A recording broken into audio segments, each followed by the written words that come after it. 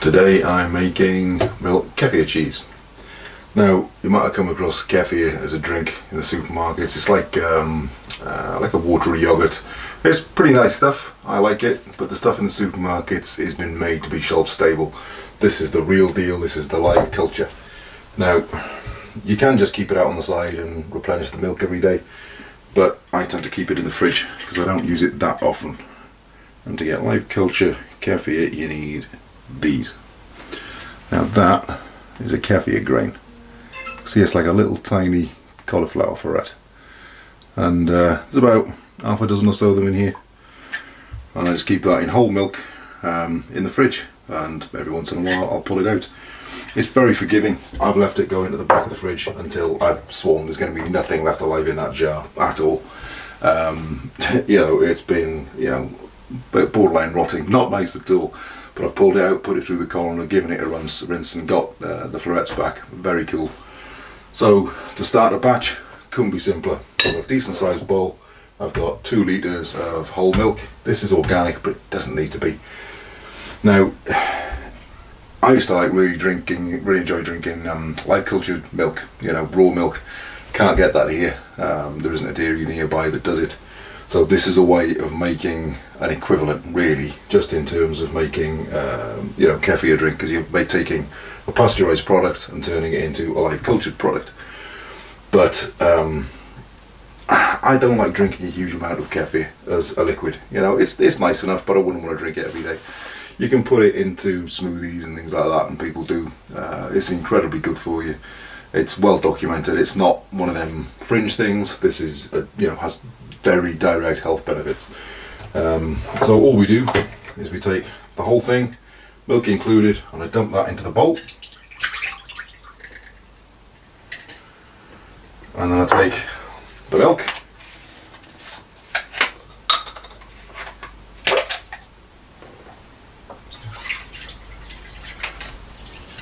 and I dump that on top.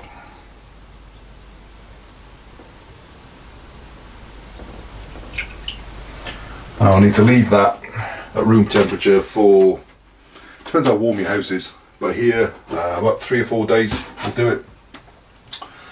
So I'll take a linen tea cloth, just to keep dust and flies and things like that out if we get any in, and I just put an elastic band around the lid.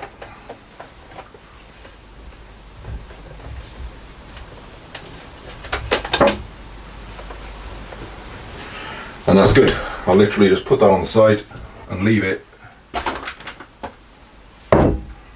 for a few days.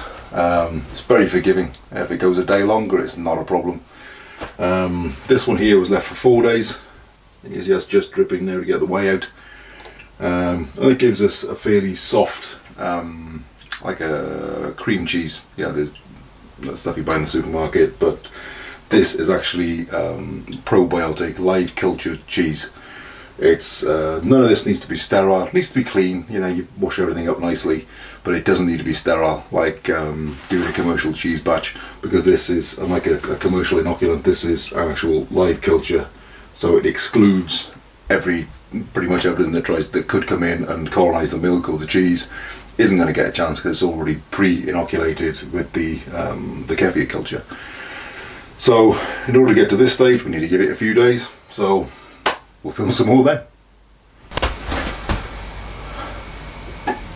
So this has been in for 4 days. It's been fairly cool conditions, so I've given it the extra day. If you had more grains, it wouldn't take as long, but you can see, let me show you. So you can see how it started to separate out, and you can see the whey coming to the surface. It's only curd sticking to my fingers. It's not milk at this point, it's kefir. So the next step is to strain it. So for the bowl we're going to strain the whey into. So we line that with muslin. It's really cheap stuff, nothing fancy. Put a colander in there because we still need to reclaim the grains, and then we dump all of that into there. That was a bit messy. And and then you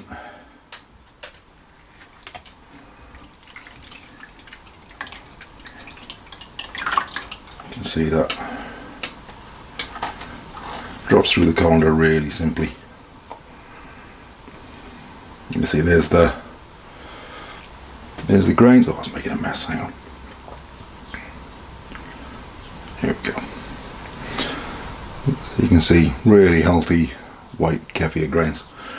So all of those we're going to keep. There you go. You can see them in the bottom of the bowl there.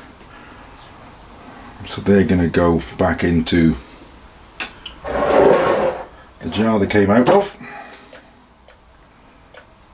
I mean, if a bit, little bits that break off and end up in the milk, kefir, cheese, it's really not a problem. I mean, if you end up with too many of these as they grow and spread, that's it. You can either section them out and give parts of them away for other people to have a go at cheese making or kefir making, or you can just swallow them. It's a probiotic. It's incredibly good for you. Right, so that's that. I'll wash my hands.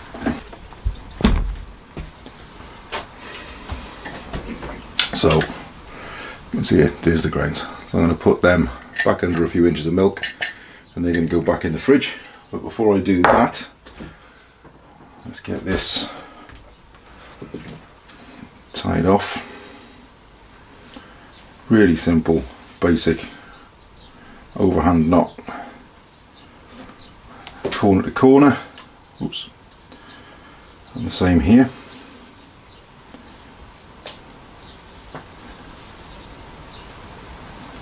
I'm not over tightening them, so they'll be easy to undo after I finish straining it. Right, with those two, oh, where have I put it? Hang on.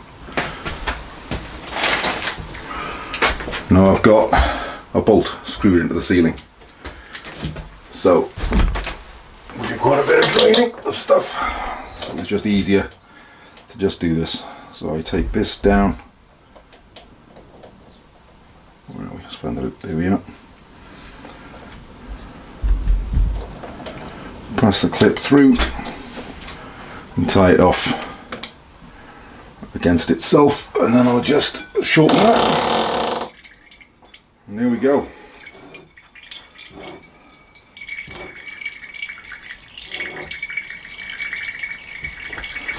So we just let the whey drop through. That'll take about a day. It'll keep dripping for a couple of days, but after one, the most of it will be out, and then it'll go into the cheese press, which I haven't actually made yet. I've got to build that because they're quite expensive to buy, so I'm just building my own. They're not complicated things, and yeah, we'll end up with a much firmer cheese that's more like the sort of commercial product that you get. So yeah, we'll leave that for about a day. So this is hung for just over a day. There was actually a bit more whey than this came out, but we've used a load to make some pizza dough. We're having pizza tonight. So I'm going to take this down and we're going to have a look at what we've got. There's still a bit of whey coming out of it. We could leave it longer, but I'm going to be busy for the next few days. We got some big jobs to do, so I'm going to do it today because I just won't have time for the next week. So let's untie that.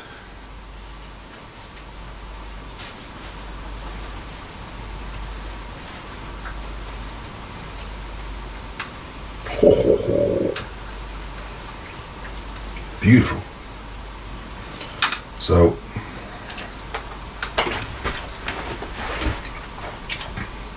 oh, that's nice, good flavour. So I'll show you. So that's our kefir cream cheese. The stuff that's towards the top here, that's firmer. The stuff in the middle you can see still a bit moist. We could give it a bit longer, but that'll have to do for the moment. Whey will continue to drip out of it for a while. And what I've done in the past is I've put it on a sloped plate in the fridge so that the whey will continue to drip out of it, and it'll end up on the bottom lip of the plate. So you know, I continue to do it.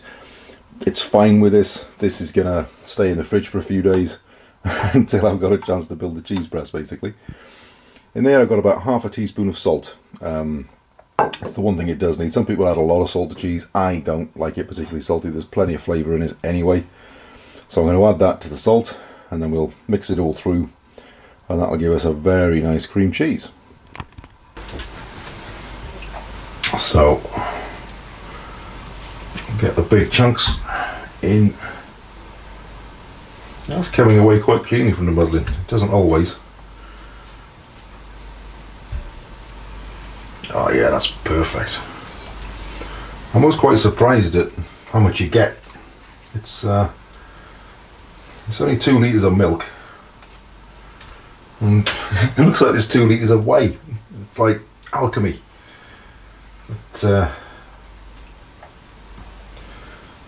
This is the sort of cheese that you just can't buy.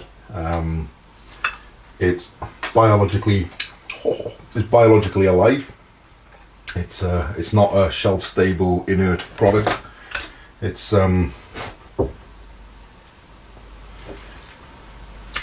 loaded with beneficial bacteria. That's good for your gut health. And I think I mentioned it before. You know, this isn't a fringe thing that, you know, people swear blind works, but there's absolutely no evidence whatsoever. Gut health has been proven consistently to be absolutely vital for good health. It's the main interaction between the food that you intake and how that is processed. So the more live cultured foods that you eat, the better. It's incredibly good for you.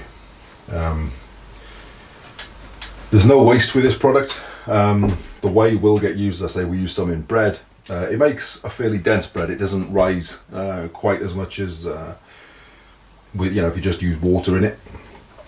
But we found that if you cut it 50-50 with water, that doesn't make any difference. But even if you make it entirely with whey,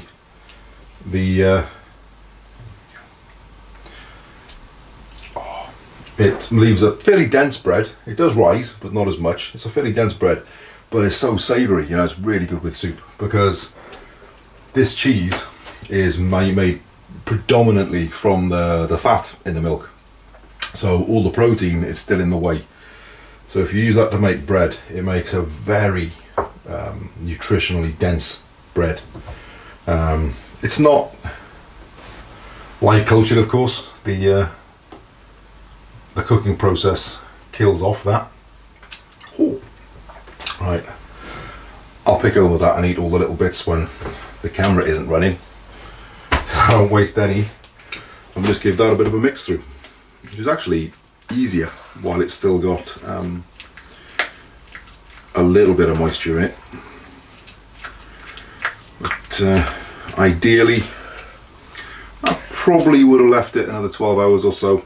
See, there's a little bit of slop to it. It'll hold its shape, it'll hold its form if it's put on a plate, but it's a little bit wet still. You know, let me show you this. This is the last batch. In fact, look, a little tiny bit of whey coming off it, but you can see from that's very firm. See, I can, you know, pull chunks off. That's, you know, that's very solid. Oh, so rich. What I'm going to do is I'm going to age this. I'm going to finish mixing it first. I'm going to need to stir it a bit more. I'm going to age it for a few days in the fridge, get a bit more moisture out of it. Then I'm going to mix these two batches together. This is the last batch that I made, that I had hanging here when I did the last lot. And then I'm going to put that through a press, which I haven't made yet. So I'll make another video about that. But as things currently stand, this is already really good quality cream cheese. There's nothing in it except cheese. Oh, sorry, there's nothing in it except milk, little tiny bit of salt, just to, you know, bring out that flavour a little bit. It does need just a little bit. We don't add much salt to food, so you might want to add a little bit more yourself. you know, if you use a salty food or eat a lot of processed food.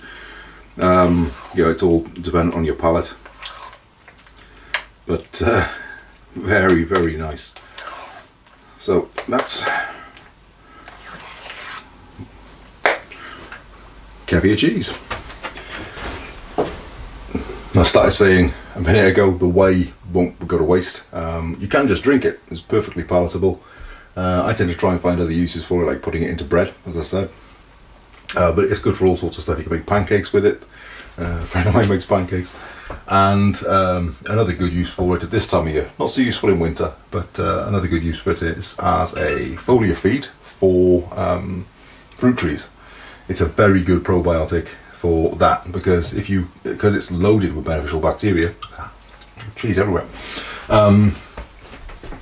If you spray this onto your fruit trees, these bacteria colonize the leaves, and it doesn't leave any habitat that's, you know, bare, the leaf equivalent of bare ground, if you will, for the more pathogenic problems like, you know, funguses and molds and so on.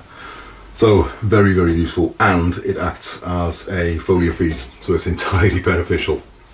It's great stuff. Traditionally the use for whey, of course, was to feed it to pigs.